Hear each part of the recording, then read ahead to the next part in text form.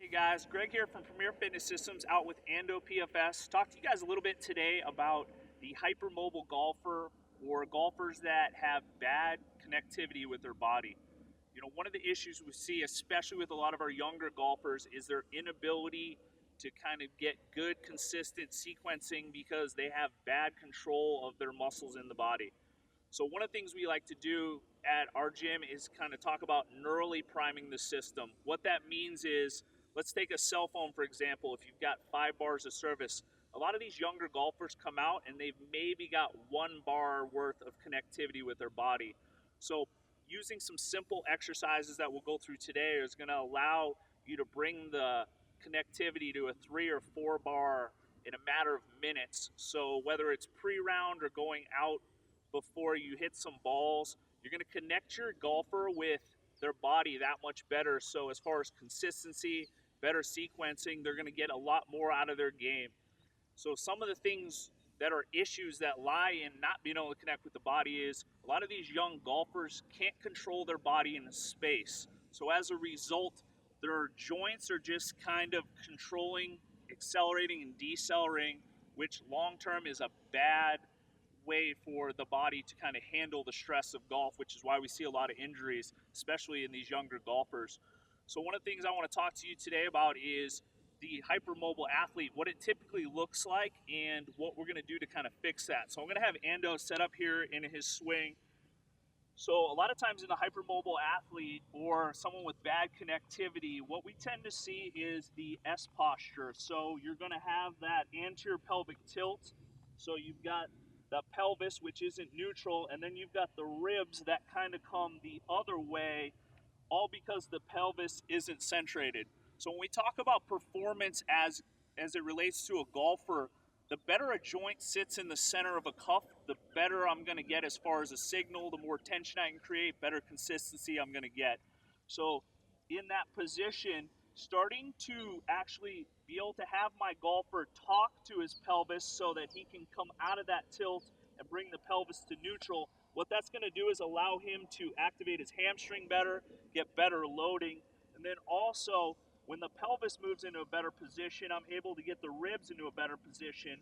So what ends up happening is, pelvis and ribs work together almost to create like a thoracopelvic canister. And what ends up happening is my body pulls all of my stability off of that canister. So as far as creating power and having a platform in which to generate everything as far as consistency, as far as power, like that's huge. So for him, setting up in that position and then starting to be aware of where's my pelvis, where is my rib cage, and priming that prior to a lesson is going to allow for much better sequencing and take performance through the roof. So what I've got today is about 5 minutes worth of exercises that you can do prior to a round. Even guys show up before a lesson that they can start to do. And like I said, maybe someone starts out the day 1 out of 5 as far as connectivity with their body, and in a matter of minutes, you've already brought them up to a 3 or 4. So as far as consistency and just getting better sequencing out of your golfer, that's going to be your best option. All right, so first drill is going to be low to high sphinx. This is the most important for your hypermobile golfer. One of the issues is activating the thoracic spine and having connectivity. What this drill is going to do is allow us to start to drive tension from the shoulder down to the butt. So as far as having a solid line of tension in which to create a hinge point in our golf swing and have a solid spine angle, this is huge. So first drill we're going to do is, like I said, a low to high sphinx. I'm going to have Ando start with his hands spread as wide as he can. Good. Think about roots of a tree, getting nice and connected. I want him to think about pulling his hands through the floor as hard as he can. He wants to sit his butt through his heels. And then what I want him to think about is wrapping his armpits into the ground. Now, the most important thing on this one is the head positioning. A lot of times I'm going to see this. So we want to think about neutral spine. So almost if you think about like a double chin. So what I'm going to have him do for a 10 count is I'm going to have him think about 2 things, creating tension. So I'm going to have him set up as far as he can out with his hands, and then I want him to pull through the floor for a 10 count. So he's thinking about driving his armpits into the ground and then keeping his chin tucked. He's driving his head up to the ceiling. So I'm going to have him go for 10, 9, 8, 7, 6, 5, 4, 3, 2, and then I'm going to have him move his hands back about 3 inches. We're going to set up again. So here's a good thing for your clients is making sure I shouldn't be able to lift their fingers. That's going to ensure they're rooted through the floor with their hands and really driving some good tension through their back. So on this drill, we're going to do 4 sets of 10. So he's going to start out here and kind of move back 3 inches at a time, doing for a 10 count. So this will set up every other drill we do today for success. All right, guys, so the next drill I've got for you guys is a neural primer for the glutes. So what I'm going to have Ando do is I'm going to have him set up facing me. Good. I'm going to have him go drive club through the ground. What I'm going to show you first is what not to do. So I'm going to have him bring his leg up. What I'm looking for is I don't want to see him basically with his post leg bent. I don't want him arching through the low back. So I'm going to have him reset up on here. Good. So what I'm looking for is he's driving the club into the floor. He's driving his post leg into the floor. Good. Pelvis is neutral, glutes active. He's bringing the knee up almost like he's driving into a wall for a 10 count. I'm going to have him come down. We're going to do the same leg, same side for another 10 count. So we're going to go 3 rounds on this leg. So he's got tension. He's aware of where his head is, neutral posture, driving post leg into the floor, no arch in the back, 10 count and down. So we'll go 3 sets of 10 on one side and then switch to the other, really turn on the glutes on this drill. So this next exercise, we're going to do an anti-elevation, same setup as last drill. So I'm going to have Andrew get his toes turned under, glutes engaged. He's going to bring the club up to parallel with the floor. Same thing, he's going to think about bending the bar.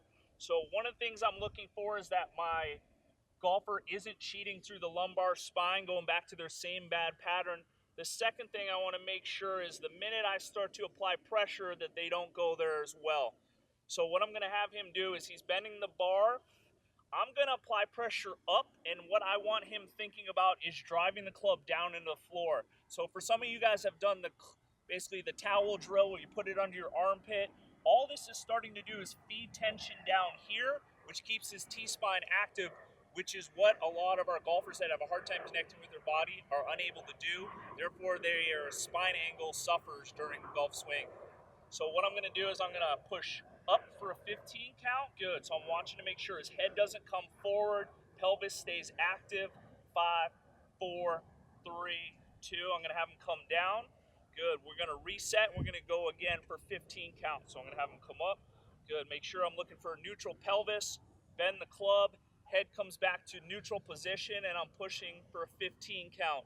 3, 2, 1, and good. All right, so the second drill we're going to do is an anti-rotation drill. So I'm going to have Ando set up on his knees like he is now. Most important thing is I want him to get his toes turned under. What this is going to allow him to do is engage his glutes more so he can keep his pelvis solid. One of the issues when most people set up on this drill, their cheat, is they're going to go back to their same bad habit. So I'm going to have him bring the club up. Good. Tuck the toes under. Good. And then I want you to go into that anterior tilt. Good. So this is what we're going to see the minute I start to push on him. So I want him to come up nice and tall. Think about your butt like a bowl. So I want that bowl kind of tucked perpendicular with the ground so it's nice and solid. Next thing he's going to do is he's going to bring the club up to parallel with the floor. And then I want him to think about like he's trying to bend the bar in half. What we're doing is what we just did on the Sphinx drill. So we're starting to drive tension down that T-spine while keeping a neutral pelvis. And then what I want him to do is same thing with the head, thinking about kind of like that double chin, which is going to activate that T-spine even more. And then what I'm going to do is I'm going to give him tension coming this way for a 15 count. Goal on this one is for him to not move, but he's engaging everything on here. I'm going to have him relax. Good. I'm going to have him set up again, and then we're going to hit the other side. Same thing for another 15 counts. So he's going to bring that club up.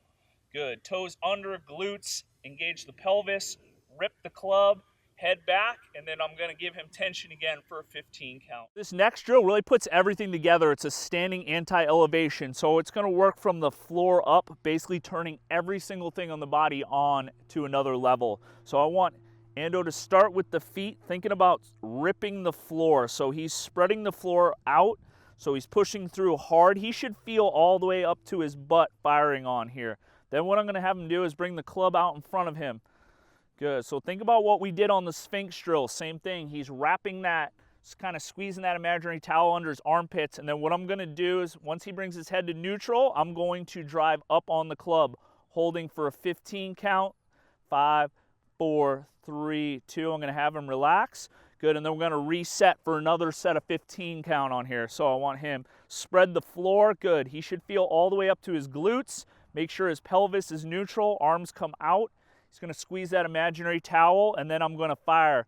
Biggest thing I'm looking for on here is that he keeps spreading the floor and that his head stays in a neutral position for a 15 count.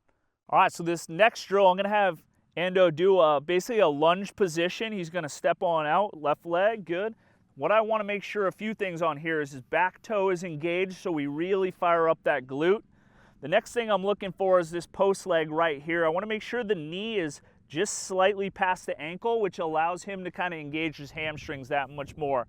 Good, I'm gonna have him set up with the club. So think about that Sphinx position we've been in all day. So he's squeezing that imaginary club, and then I'm gonna have him rotate to me, keeping everything nice and solid. So what I'm gonna do once he gets to that end range, as you can see, he's still facing forward, glutes engage, hamstrings engage. I'm gonna push up. What I'm making sure is this shoulder doesn't rise. So what this is gonna allow you to start to do is stay connected in your backswing. So I'm gonna have him come all the way out to that end range towards me. I'm gonna apply tension up and basically hold for a 10 count.